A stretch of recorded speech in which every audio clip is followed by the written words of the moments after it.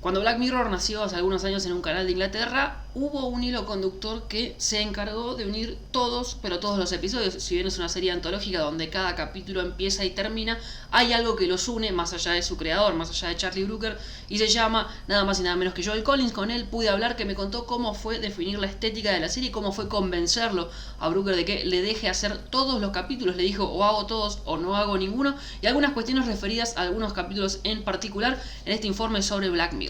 We now return to Mira Akian and Contre with our latest interview. So the truth is that if you make something futuristic look futuristic, you have a chance of losing the audience and removing them a bit from the story. And the truth of the future is, the 20 years doesn't look much different. It's just the mobile phones go from big to small to big to small, and all this technology around us. Internet speeds get faster. But a chair's a chair, a table's a table.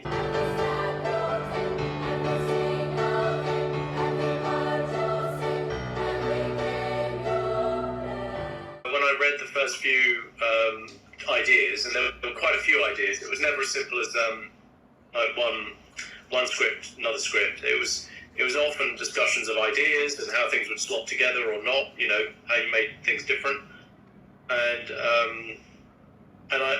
when I entered into the show, I was eager not to do. I think they were looking initially to do just different people for different episodes across the whole show. So this is really in advance of making the show. And I said to them that to do it, I'd like to do it all ultimately, and not do one episode, because how could I guarantee a kind of quality control or enough variation if I did one? And ultimately, you do one show. So, and then the next group of filmmakers come in and do another Black Mirror element, you know, another show. And again, the design team and the kind of creatives go, wow, what we want is someone sitting in this chair in the middle of a room. And they go, let's get that white chair. I love that white chair. Now, you would presume that Charlie and Annabelle, the kind of two lead creatives on the show might spot it.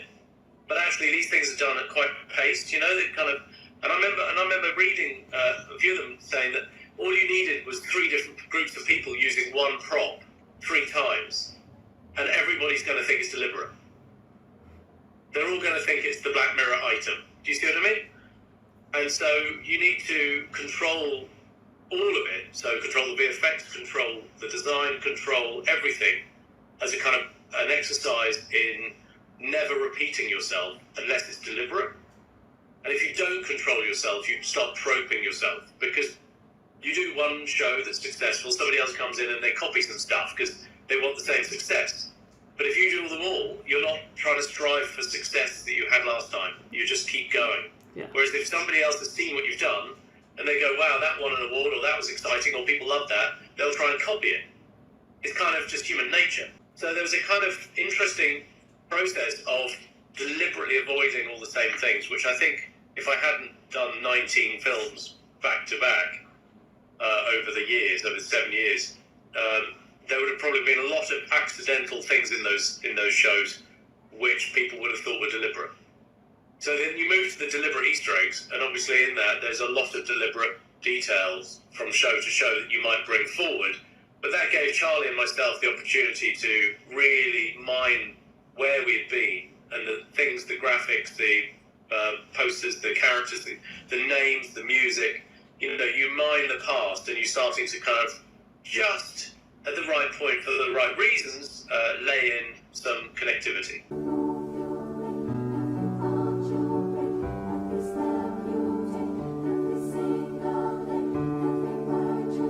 Because remember, this is 2010, 2011 when I started it.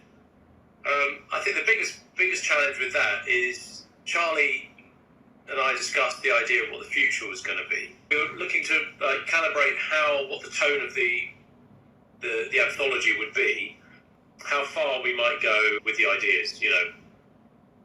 And a huge part of the design of Black Mirror was about taste. So I just basically brought my anxieties and taste into you know, Charlie and I were quite similar. Charlie said, as a writer, you know, he said, imagine 5 years in the future.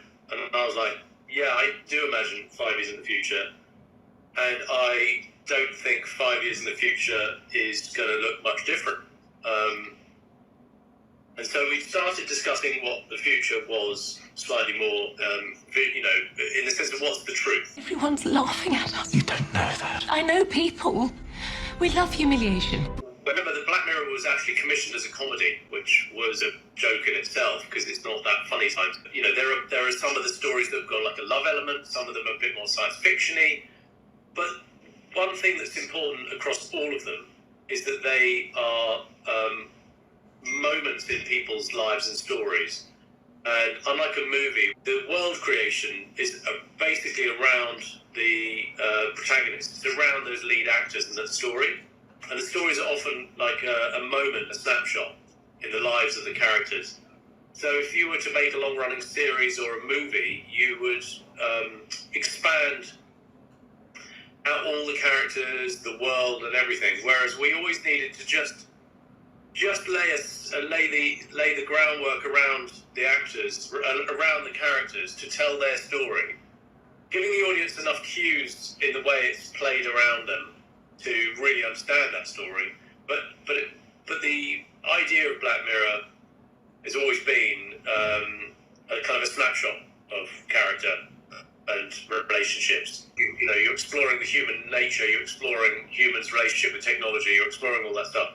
And then if we use the platform like a kind of the wallpaper, as it were, is that of a spaceship to tell a story, or a mundane urban environment, or something in the future that's non-futuristic. All they are kind of the kind of backdrop, as it were, that has to be played kind of plausibly to quite a kind of emotional and private experience to do with individuals. Ooh, baby, do you know what that's worth? Ooh, heaven is a place on earth. The nostalgia plays a huge part in the future. And if you want to...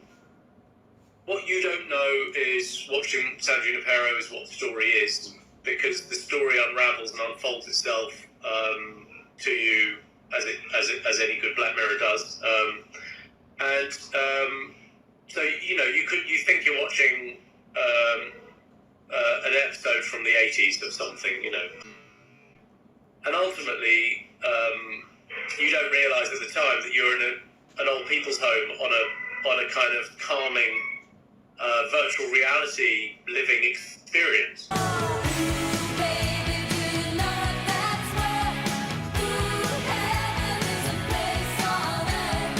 Which is when you were young, and say we are now, when that episode was made, you're in 2050 or 2060, and actually, you're 80 years, 90 years old, 100 years old, whatever you are, your memory of a young person, folds all the way back to the 80s, and it was your happy time. It was your, So it was more a calculated process of the story needing the time frame to place you in the future in a coma, and in the future in a bad place, and to hark on your past to make you enjoy going back there to a place where you had fun times and it's fun to be. I mean, so there's a lot of different time zones you can go between the 80s and the 70s. You can jog between, but you can choose to go back to a happier day, a happier time, if that makes sense. Yeah. So the reason it jumps around those time frames, those movies, those things, is because they're all nostalgic, and they're the opportunities you have in San Junipero to jump between time frames, because you're in a virtual world, and it's giving you all of that nostalgia and loveliness.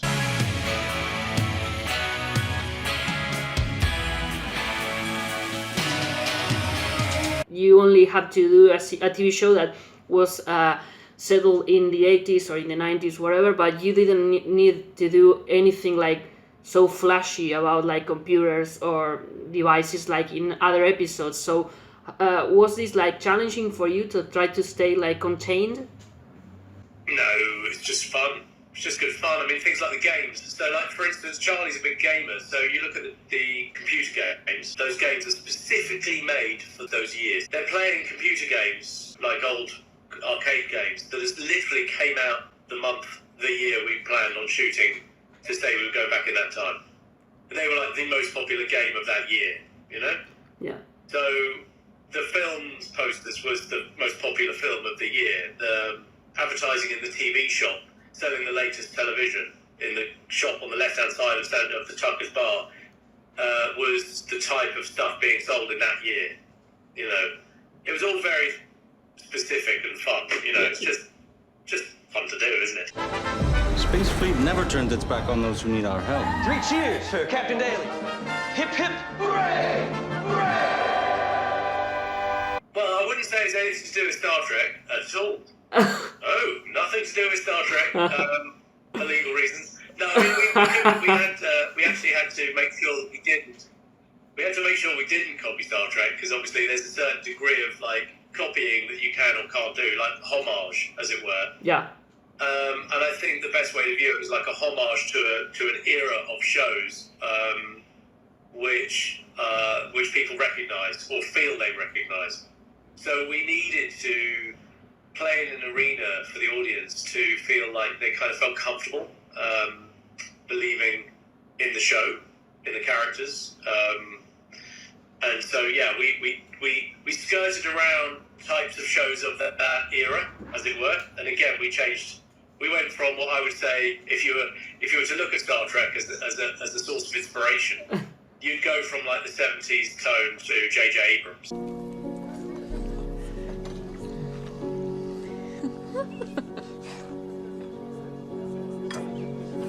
Well, a lot of what we did on Black Mirror came through a year, 2 years, 10 years later, you know. And in fact, I went to do a talk at an institute, and I thought it was about design or, you know, tone of the show. And it wasn't. It was a group of futurists asking how we could predict the future. How did Black Mirror make that happen? And we were like, actually, it's not that hard to probably imagine, depending on your mind, where we might be.